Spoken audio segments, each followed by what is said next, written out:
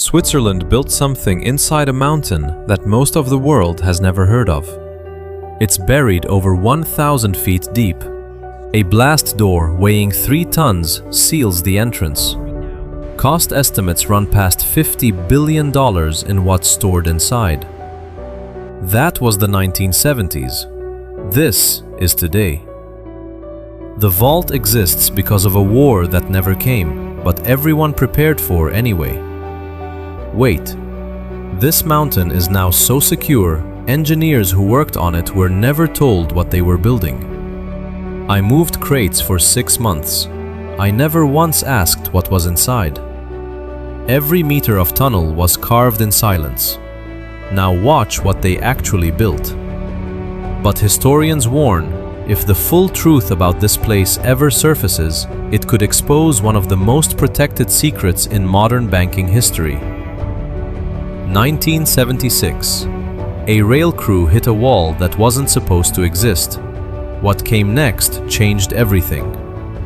The Cold War made Switzerland paranoid, and paranoia built infrastructure. By the 1960s, the Swiss government had already built over 300,000 bunkers across the country. Enough shelter space for the entire population twice over. But one project was different. Not a bunker, a vault. Location: the Gotthard Massif, deep in the Alps. Access tunnels came first, cut using drill and blast, standard alpine tunneling technique. Pneumatic drill jumbos bored dozens of holes into granite at once. Each blast moved the crew 2 to 3 meters forward, no more.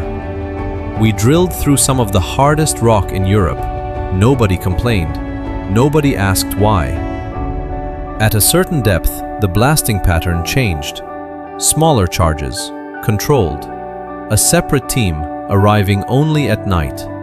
They weren't extending a tunnel anymore. They were carving a chamber.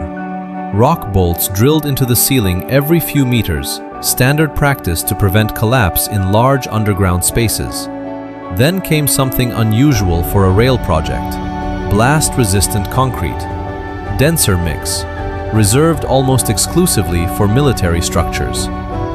One engineer kept a single document from that job, a rock bolt specification sheet stamped with a code name, Sonnenberg. But the dimensions were wrong, too large for a bunker. This wasn't a shelter for people, this was an entrance. And what came next required a completely different set of engineers. Once the chamber reached target depth, the drilling crews were sent home. A new team arrived, flown in from Zurich. Their method: shotcrete, concrete sprayed directly onto exposed rock at high pressure. You spray it before the rock has time to shift. Lock it in place immediately. This sealed the chamber walls faster than traditional formwork ever could. But sealing wasn't the hard part. Keeping the mountain from settling was. Steel arch supports, curved ribs, bolted into rock every few meters, each one distributing weight evenly across the chamber ceiling. One miscalculation and 1,000 feet of granite comes down. Then the door team arrived, a separate crew. 6 months, one single objective. Installing that door felt like surgery. No wasted movement, no mistakes allowed. Steel, layered, over 3 tons. Reinforced to withstand blast pressure equivalent to a direct strike. The hinge mechanism alone took 11 weeks to calibrate. Too loose and the seal fails under pressure. Too tight and the door won't move at all. Once sealed into place, this door had one purpose: keep everything on the other side alive or untouched for decades. Watching them work, you understood. This wasn't a bunker for people to hide in. This was built to protect something else entirely. The door closed for the final test in early 1977. What happened on the other side, almost nobody was allowed to know. Behind that door, construction moved into what workers called the fitting out phase. Almost nobody outside the project ever saw this part. Ventilation shafts came first. Some ran over 200 meters vertically through solid rock. angled deliberately so blast pressure couldn't travel straight down them. One shaft took 4 months.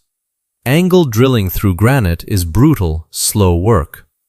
Filtration units followed, installed at multiple points along the shaft, designed to strip radioactive particles and chemical agents from incoming air. Cold War civil defense engineering, but scaled far beyond a normal bunker. Then, power. Diesel generators, massive fuel reserves, enough to run the facility independently for years without outside supply. There were cable routes we never used, reserved for something. Nobody explained what. Historians now believe those routes were meant for geothermal tapping, drawing heat directly from the mountain itself. That detail matters because decades later, satellite thermal scans of this exact region picked up something impossible to explain. A patch of mountainside where snow melts faster than everywhere around it, consistently, every single year. Finally, the chambers.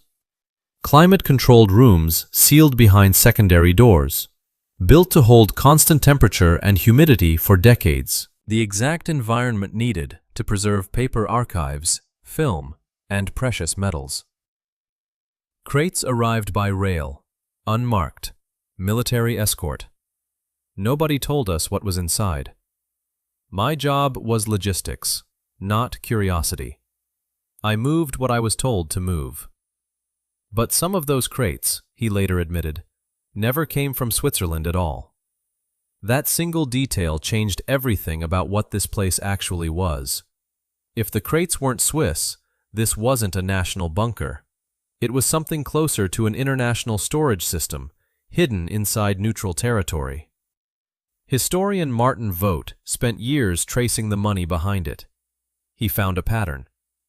Throughout the 1970s and 80s, Swiss engineering firms received unusually large contracts, labeled only as infrastructure services, paid through intermediary accounts, never direct government budgets.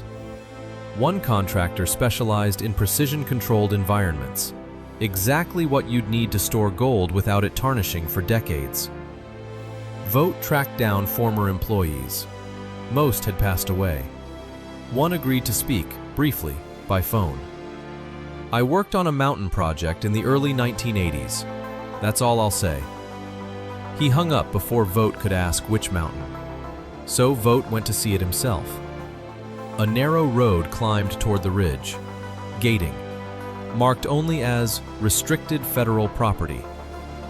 20 minutes into walking the perimeter, a man in a plain jacket approached. Calm. Unhurried. "This isn't a hiking trail. Let me walk you back to your car." 2 days later, every file on Vogt's laptop related to the mountain was gone. Wiped clean. Professionally. Nothing else in his apartment was touched. Someone was still protecting this place, decades after it was supposedly finished. Vogt stepped back from the site, but the paper trail didn't stop. In 2015, financial journalist Elias Brunner picked up the thread. Working from declassified NATO logistics records released decades after the Cold War ended. He cross-referenced rail cargo manifests with construction data from the Gotthard region. Steel shipments, specialized concrete, filtration systems, all listed under one destination code, Site 14. No such site exists on any public map. Not then, not now.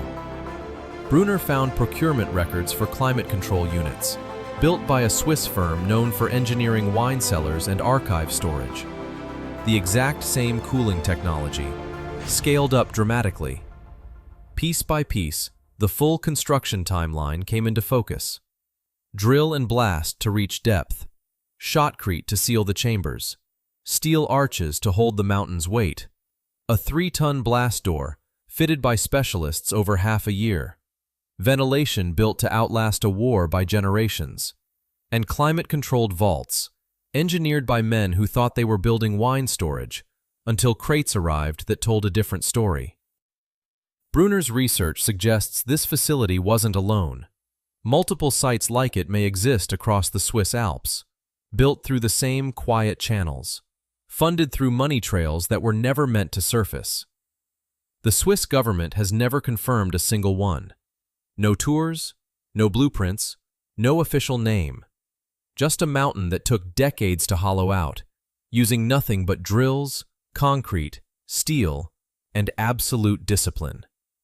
Built by men who were told exactly what to do and never once told why. If stories like this pull you in, there's more hidden underground, waiting to be found.